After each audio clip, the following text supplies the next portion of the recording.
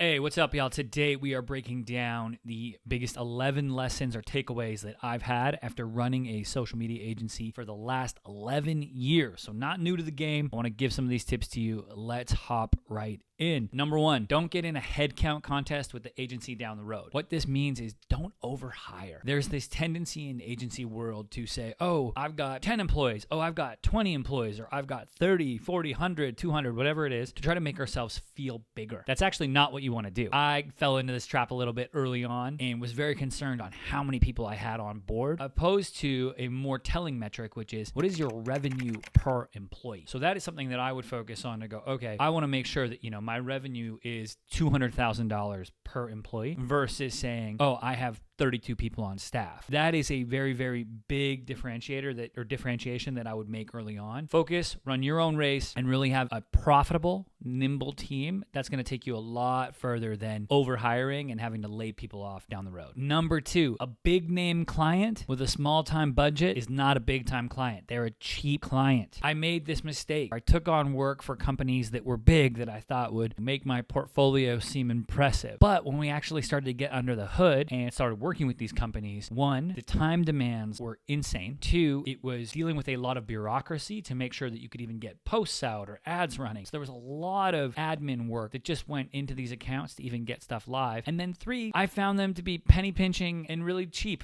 when it came to all aspects of the contract, with scope creep, which we'll get into more in other videos, etc. So just because it's a cool name or a cool brand, or you see the brand at a local store or on TV, if they're not paying you appropriately, they're not a good client for your agency. You don't want to be stuck working with people who don't value your time, because you might think it's cool to work with them, but ultimately they see you as a low-cost provider, or they don't value your services enough to pay you market rate. So if they're looking for a deal and they're finding it with you, you're never going to be the high-value provider that you want to be to them. Move on, get different clients who will actually pay you the rate you want. All right, if that point made sense, hit like, subscribe, so you make sure that one, more people can see this content, and two, you will make sure that you get the latest content from us on how to grow your service-based business or grow your marketing department. Number three, get a bookkeeper, get an accountant. Do not be a hero when it comes to running your agency, thinking that you can do the accounting yourself. I made this mistake for like the first 3 years of my agency, thinking I could download some software, do it all.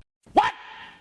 Absolute mess. Go get an accountant, find a CPA, someone who can handle your personal returns, also your corporate returns, and your monthly bookkeeping, giving you a profit and loss, helping you understand, hey, what services are profitable for you? Where do you stand? Where do you need to cut back? Can you hire? How much can you have for marketing? These are all parts of evolving as an agency owner to treat it more like a business and becoming a business professional, not just being like, oh, I'm the entrepreneur, I'll just wing it or I'll just do it. You're leaving money on the table by not hiring an accountant. Do that yesterday. 4, short-term contracts produce long-term deals. Let me explain. When you shorten your contract length, say 1 month, 3 month, or 6 month deals versus doing a 1 year or 2 year deal with your clients, you're actually making the buying decision easier. This is because they don't have to make a large sum decision all at once. We looked at it and we actually transitioned to a lot of our clients on monthly deals, some on 3 months, some on 6 months, but a lot of them are on month-to-month deals. This meant the buying decision happened every 30 days at a nominal amount to the client versus them having to make one big buying decision every year into like a review cycle. Let's just put it this way. Say we are charging 10 grand a month to the client. Every month they get to decide, okay, do we want to have this $10,000 fee? Again, do we want to give our notice? A $10,000 decision pretty frequently versus once a year having to make a $120,000 decision. That's going to be a big decision or review process. Other agencies are probably going to come in. So we found that when we went to shorter contracts, clients actually stayed on for more years, got more of our services, and bought more from us overall. So that was one of the counterintuitive points of running an agency that I would definitely implement if I was you. Number 5, pick a niche and master it. Probably heard this a lot, but you do not want to be the jack of all trades. You want to be the master of a particular niche. When we started early on in our days, we actually decided to help moving companies. I knew that moving companies were going to be in every city. They were going to have a little bit of money, that we could take a formula and kind of rinse and repeat it in each market. Then we went from moving companies to real estate estate brokerages, so still under the real estate industry. Over the 11 years, we've been able to now position ourselves as one of the go-to agencies for real estate marketing. That has now opened up other industries and other places that we can go with the business. But we spent years paying the bills, hiring people, growing the agency, all through focusing on one niche. Find your niche, find a profitable niche, and really lean into it. We do have a video which I will link to below on how to find your niche. Could be a lot of help, so check that one out. Number 6, find a core service. So often early on I see agencies, they come out and you go to their page and you want to check out their services and they've got 27 services listed with like 2 people on their team, right? We can't sit there and say, hey, we're masters of these 27 skills. Nobody's going to believe you. No consumer is going to believe you. No customer, anybody. So instead, really position yourself along the same lines of picking a niche and becoming an expert in that niche. Now pick a core service that you're going to master. That could be email marketing. That could be web design. That could be copywriting. For us, it was organic and paid social. We really want to own all things social media. Then from that point, we were able to add on other things like SEO, email, etc. We honed it in, and for the first 5-6 years, we were just nothing but organic social and paid social. It's still the bread and butter. It's still 80-90% of our billables today. Pick a core service, apply that to a niche, and you're going to be off to the races. Number 7, find great partner agencies to help get the ball rolling for your business and fill in the gaps in your service offering. Before I said, you don't want to have all these services and act like you're the master at all of them, because you're not. Instead, you have your core offering. So for us, for instance, that was organic paid social. We went out and we found partner agencies that could fill other gaps in our business. So that meant finding email agency to help with copywriting, finding a studio or a content production team that could help create video for social. By going out and finding these partnerships, we were then able to kind of slot in where maybe we had any deficiencies or holes in our offering. And if our clients came to us and said, I need a new app or a new website design, we could say, okay, great. Here's our web design partner. You can go contact them directly. I'll make an intro, and we're able to do that all working under the same hood. We have a working relationship with that web design company. They're going to, maybe we have a kickback or we have something set up, subcontracting to them, whatever it may be, right? We set that up on the side, but we're transparent with our clients on how that all works. We'll say, hey, here's our preferred partner. Here's who we work with. Here's who we share a Slack channel with, and we trust them to execute. So really partnering with great agencies can take you up a level almost immediately. Number 9, stop messing around on freelancer websites. I'm telling you,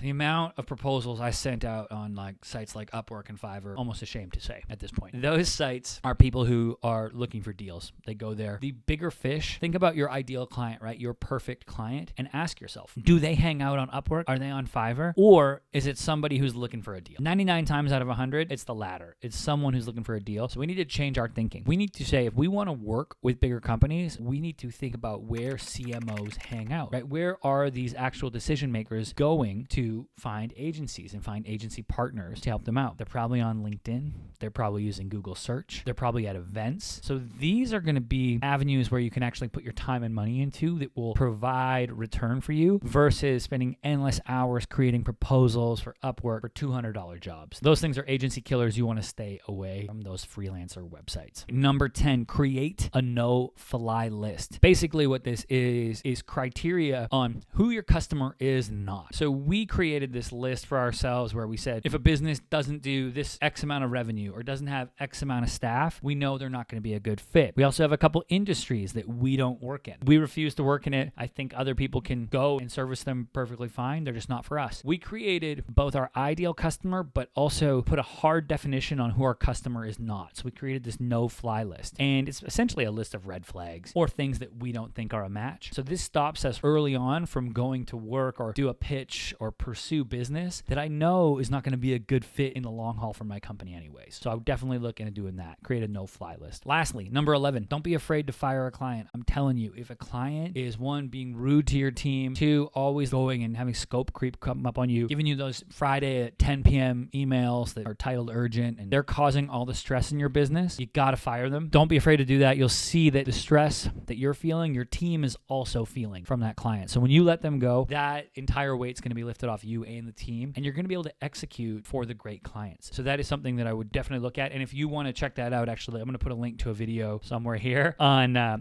video on the 4 types of clients that any business can have. Check that one out, and you'll see what I mean. I talk a little bit more about picking the right clients there. That's it. That's the 11 lessons that I've learned so far running an agency over the last 11 years. Hope you enjoy this. As always, hit like, subscribe, and I'll catch you next time.